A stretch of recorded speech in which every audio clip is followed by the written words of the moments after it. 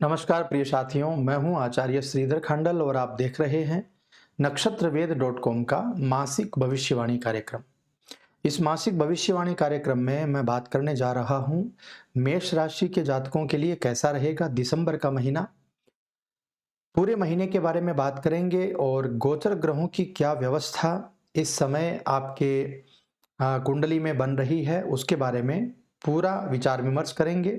तो यदि आप मेष राशि के हैं तो आप इस कार्यक्रम को पूरा ज़रूर देखिए ताकि दिसंबर के महीने में होने वाली समस्त ऊंच-नीच व्यवस्थाओं को लेकर के आप अच्छे से जानकारी प्राप्त कर सकें और दिसंबर के महीने में अच्छी सफलता प्राप्त कर सकें। तो चलिए सबसे पहले जान लेते हैं कि दिसंबर के महीने में कैसी रहेगी व्यवस्था ग्रहों की। राहु आपके लग्न में रहेंगे, आपके लग्न स्वामी मंगल सेकंड हाउस में वृषभ राशि में रहेंगे, केतु की परिस्थिति सप्तम भाव में है, सूर्य शुक्र और बुध का संयोग अष्टम भाव में है जो कि मध्य में नवम भाव में चला जाएगा। शनि महाराज स्वगृही होकर के दशम में रहेंगे और गुरु महाराज स्वगृही अवस्था में 12th हाउस में यानी 12वें भाव में चले जाएंगे। तो ऐसी परिस्थिति में आपकी कुंडली के हिसाब से, आपके गोचर ग्रहों के हिसाब से क्या परिणाम आपको मिलने वाले हैं, आइए उसके बारे में बात कर लेते हैं। सबसे पहले जानकारी लेंगे आपके कार्यक्षेत्र के बारे में, आपकी नौकरी, आपके व्यापार के बारे में। सबसे पहले कार्यक्षेत्र की यदि मैं बात करूं तो नौकरी करने वाले जातकों के लिए महीना बहुत ज्यादा मुझे अनुकूल दिखाई देता है। क्यों दिखाई देता है? क्योंकि दसम भाव जो है वो आपका करियर का भाव है और दसम भाव में स्वगृही शनि देव की परिस्थिति बन रही है, शनि देव विराजमान है। तो काम करने में आप बहुत ज्यादा इस समय सक्षम होंगे, बहुत ज्यादा अधिक शनि देव आपसे मेहनत करवाएंगे। आप अपने काम के लिए जाने जाएंगे, आप अपने कार्य क्षेत्र में बहुत ज्यादा परिश्रम करेंगे और उसके अनुसार आपको बहुत अधिक अनुकूल फलों की प्राप्ति होगी। तो कार्य क्षेत्र में जहां आप काम करते हैं वहां आप अपना 100% देने की कोशिश कीजिए। बहुत ही अच्छी व्यवस्थाएं आपके लिए बन रही हैं। दूसरी बात, जो लोग नौकरी नहीं कर पा रहे हैं या नौकरी ढूंढ रहे हैं उनके लिए मैं कहूंगा कि जब सूर्य देव 16 तारीख को नवम भाव में आ जाएंगे उस समय आपको नौकरी में परिवर्तन, नौकरी मिलने की स्थिति, नौकरी जो लोग तलाश कर रहे हैं उनके लिए अच्छी व्यवस्थाएं और जो लोग सरकारी नौकरी में जाना चाह रहे हैं उनके लिए भी बहुत अच्छी व्यवस्थाएं इस समय बनती हुई दिखाई दे रही हैं। जो यदि आप सरकारी नौकरी में ऑलरेडी हैं तो आपका तबादला हो सकता है यानी स्थान परिवर्तन हो सकता है, ऐसी कुछ व्यवस्थाएं बन सकती हैं। कुल मिलाकर के मैं कहूं तो नौकरी करने वाले जातकों के लिए अधिकारियों से संबंध मजबूत होंगे। नवम भाव में सूर्य शुक्र का बल मिलेगा तो भाग्य मजबूत होगा, नौकरी की अच्छी व्यवस्थाएं बनेंगी। इस नौकरी को करते करते आप दूसरी नौकरी के बारे में सोच रहे हैं तो वो व्यवस्था भी आपके लिए बन जाएगी। कुल मिलाकर के नौकरी की व्यवस्थाएं मुझे बहुत अच्छी दिखाई दे रही हैं इस महीने। अब चलिए बात करते हैं व्यापार के बारे में। व्यापार के मामले में शुरुआत कहीं ना कहीं थोड़ी सी कमजोर रह सकती है। क्यों कमजोर रह सकती है? क्योंकि सप्तम भाव में एक तो केतु की उपस्थिति है। सप्तम भाव में केतु की उपस्थिति आपके व्यापार में थोड़ा उतार चढ़ाव पैदा करेगी।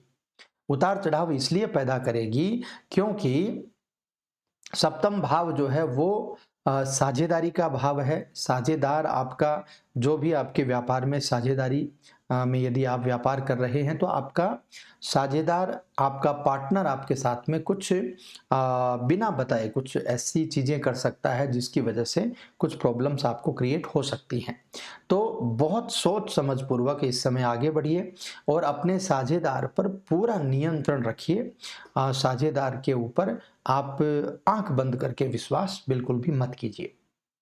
दूसरी बात, शुक्र देव आपके सप्तम भाव के स्वामी हैं और वो अष्टम भाव में चले गए हैं तो साझेदारी में कहीं ना कहीं थोड़ा सा उतार चढ़ाव आने की संभावना ज़रूर बनेगी, क्योंकि अष्टम भाव जो है वो तोड़ने का भाव है और आपके सप्तम भाव के स्वामी इस समय अष्टम भाव में गोचर कर रहे हैं, परिवर्तन कर रहे हैं। अब रही बात शुक्र देव जब 5 दिसंबर को नवम भाव में चले जाएंगे तो व्यापार की समस्त परेशानियां आपकी दूर हो जाएंगी। लंबी यात्राएं होंगी, व्यापार के लिए यात्राएं होंगी, व्यापार की अच्छी स्थिति बन जाएगी, कामयाब होंगे और व्यापार को आगे बढ़ाने के लिए भी आपको मौके मिलने लग जाएंगे। तो कुल मिलाकर के 1 दिसंबर से 5 दिसंबर तक का जो समय है उस समय का थोड़ा सा गौर कीजिए। उस समय में किसी भी प्रकार की व्यापारिक हानि होने से आपको बचना चाहिए। अब बात करते हैं आर्थिक रूप से, यानी आपका फिनांस कैसा रहेगा। फिनांस के मामले में देखिए, सबसे पहले तो आपका सेकंड हाउस जो है वो धन भाव है। धन भाव की परिस्थिति ऐसी है जिसमें मंगल विराजमान है। इधर अष्टम भाव से सूर्य, शुक्र और बुध की परिस्थिति जो है वो बनी हुई है और सूर्य, शुक्र और बुध की दृष्टि वहां पर जा रही है। तो आपके बहुत ज्यादा खर्च होने की संभावना इस समय बन सकती है। कुछ आर्थिक चुनौतियां आ सकती हैं। बजट बना करके काम कीजिएगा और सोच समझ पूर्वक खर्च कीजिएगा, ताकि ऐसी कोई परिस्थिति नहीं आए जिसके कारण आपको पीछे मुड़ करके देखना पड़े फिनांस के रूप में। और दूसरी बात, जब 16 तारीख को सूर्य देव आपके भाग्यस्थान में परिवर्तन कर जाएंगे और बुध और शुक्र भी नवम भाव में चले जाएंगे, तो उसके बाद में आपकी आर्थिक उन्नति जबरदस्त होगी। तो कुल मिलाकर के इस महीने में पहले जो 15 दिन हैं उनमें थोड़ा सा खर्च करने पर ध्यान रखना है। आगे का जो समय है वो आपके लिए बहुत अच्छा है, उसमें किसी भी प्रकार से कोई भी अव्यवस्था मेरे हिसाब से नहीं होने वाली है और आपको बहुत अच्छी संभावनाएं अपने फिनांस में मिलने वाली हैं। अब बात करते हैं आपके स्वास्थ्य की। स्वास्थ्य के मामले में भी थोड़ा सा मामला कमजोर है, क्योंकि अष्टम भाव में शुक्र, बुध और सूर्य की युति बनी हुई है। यह युति जो है यह थोड़ी सी प्रॉब्लमेटिक है आपके स्वास्थ्य को लेकर के। इसके बाद में लग्न भाव में राहु का प्लेसमेंट होना और सप्तम भाव में केतु का प्लेसमेंट होना, बृहस्पति का द्वादश भाव में चले जाना कहीं न कहीं हॉस्पिटल्स के खर्चे दिखाती है और अचानक चोट चपेट लगने की कुछ व्यवस्थाएं बन सकती हैं। शारीरिक कुछ समस्याओं का सामना करना पड़ सकता है, या फिर यदि भोजन करने की गलत आदतें हैं आपको या सही समय पर आप भोजन नहीं करते हैं, अत्यधिक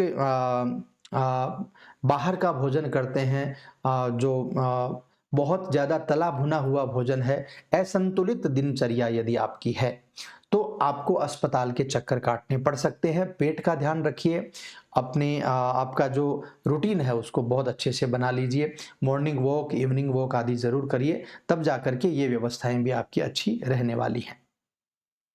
अब बात करते हैं प्रेम जीवन के मामले में। प्रेम जीवन की बात करूं तो प्रेम जीवन के जो स्वामी हैं, पंचम भाव के जो स्वामी हैं सूर्य देव, वो अष्टम भाव में चले गए हैं।